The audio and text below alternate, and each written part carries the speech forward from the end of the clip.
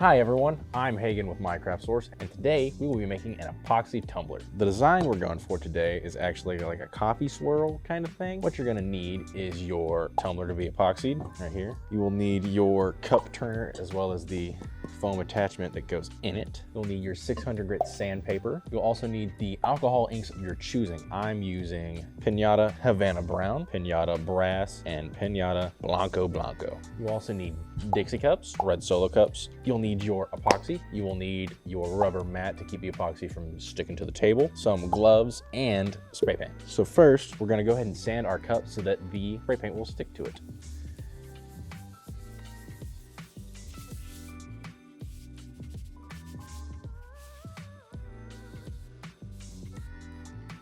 All right, now that that's done, we're gonna go ahead and take our tumbler outside and spray paint it.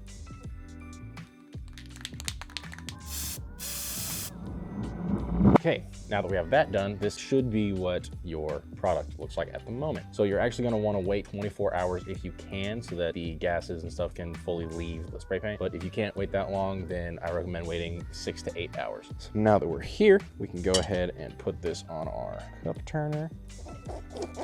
Get the stuff I need to plug this in. All right, it's plugged in. I'm gonna go ahead and turn it on, make sure that it doesn't have any rock to it. Got a little bit, so we're gonna just correct that. Okay, so now that we have that on there, I'm gonna scoot that out the way.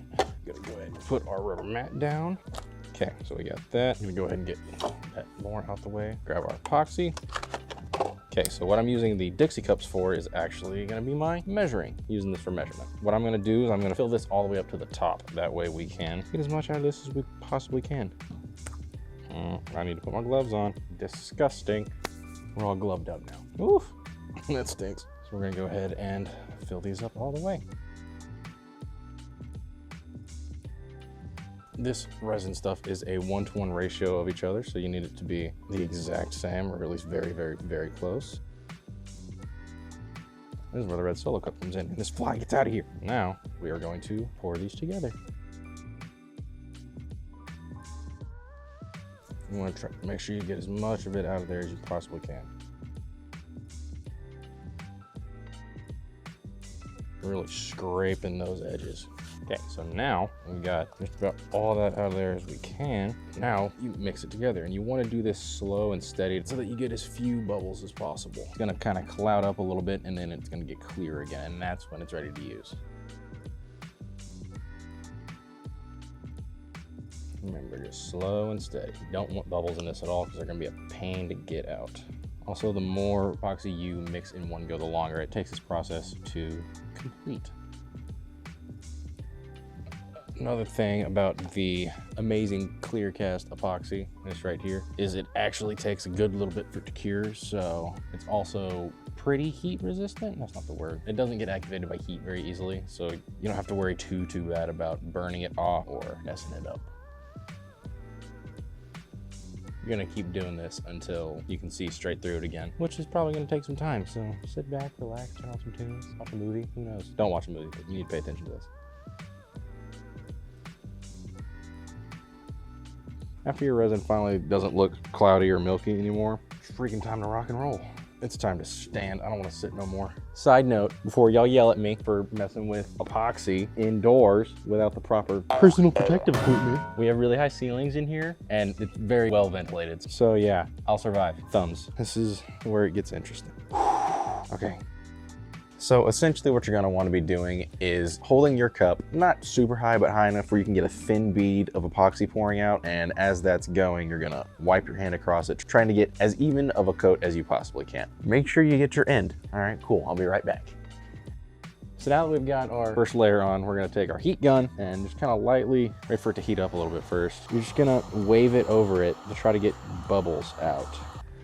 Okay, I'm back. Essentially, you're also gonna use the heat gun to make it less viscous so that it will self-level. That way you don't have to be running your hand over it at all times, and it'll more than likely come out better. Bye-bye now. Looks like I got all my bubbles out, or at least I got most of them out to where I can't see anymore. So we're gonna put that down, and it's time to get our inks going. So, like I said before, I'm using Havana Brown, Brass, and Blanco Blanco all in Pinata. I'm gonna start with my darker colors. So basically what I'm doing is I'm gonna drop them in there in kind of a stair-stepping pattern that it stair-step it up, it's gonna rotate, it'll be fine. You're just gonna kind of watch and see what it does. Add some more as you go. Ooh, these alcohol inks smell. You're just gonna try to cover all your bases.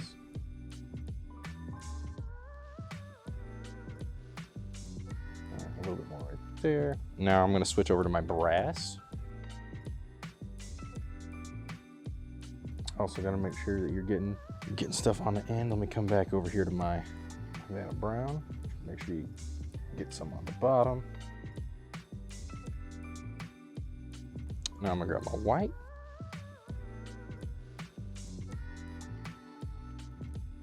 Really just dropping them as you go. Really, you're just kind of going, feeling it out.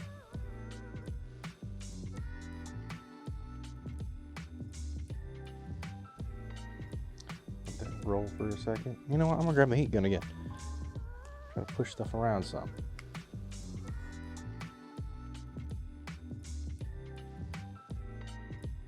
Ooh, I'm gonna try to get all those spots that don't have anything in them. That way you're not, you know, leaving out empty space. So really, you're just trying to get as much in there as possible. Try to manipulate your inks into doing what you want them to.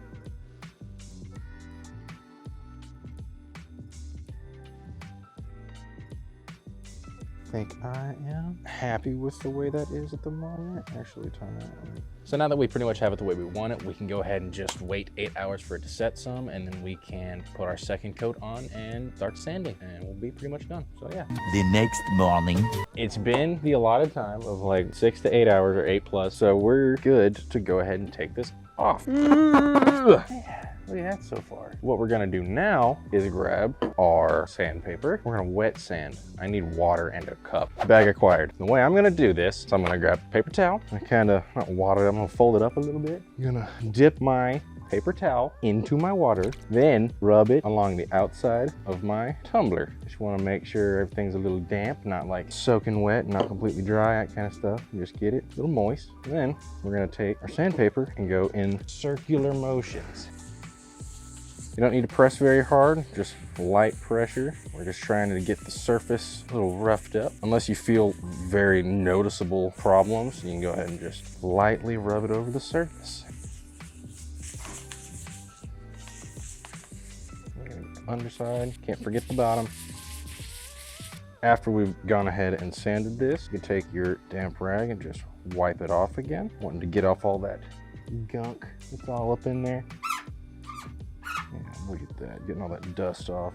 I'm actually gonna get a new rag and dampen it. Make sure you wipe your bottom off and dry it a little with the not damp side. Okay, so now that this is completely dry, or, you know, as physically dry as it can be, I'm gonna throw a curveball at you. We're gonna be putting a decal on our tumbler. I just love being thrown curveballs. Well, hey, that's how you gotta stay alert. I'm not gonna learn nothing if you don't. Oh, look at that. I'm gonna find where I wanna put it. Thinking right there, So since my design is so large, it's having some issue laying down. So I'm gonna go ahead and just get that top part on there all the way.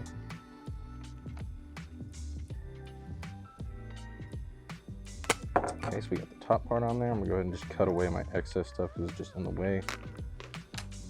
Now we can grab the other part and stick it below it.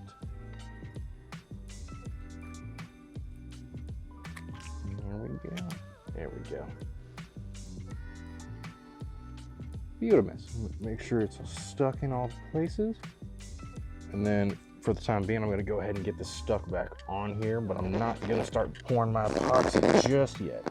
First, I'm gonna make sure it spins right. I don't want it spinning all funky when it comes time. Oh yeah, look at that. So now all we're gonna do is wait for our vinyl to really get stuck on there. So give it, say, about 30 minutes to an hour, something like that, just to make sure it doesn't come off when we put the epoxy on. So yeah, we'll see you in about that much time. Moments later. Thanks for recording audio, dummy. This guy, he's crazy. So essentially it's the exact same steps as before, just mixing your epoxy, spreading it on there nice and even, heating it up, getting all the bubbles out, letting it get less viscous, and letting her bump. So feel free to continue following along, and yeah, bye-bye now.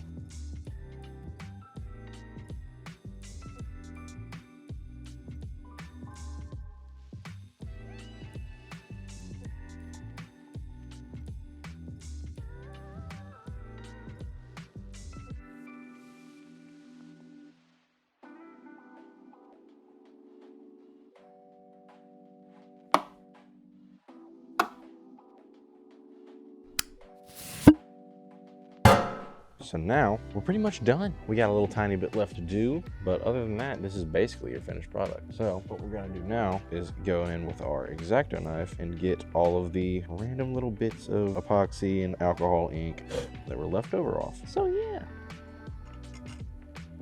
Make sure you get around that edge.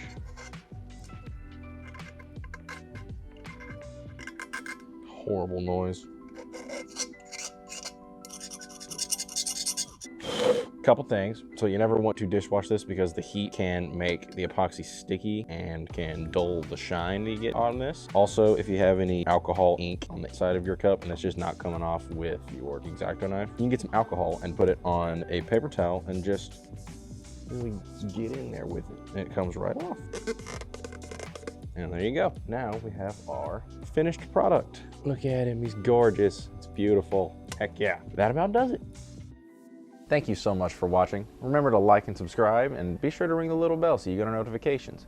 Our most recent video should be down in this corner, and I highly recommend watching it. Thank you.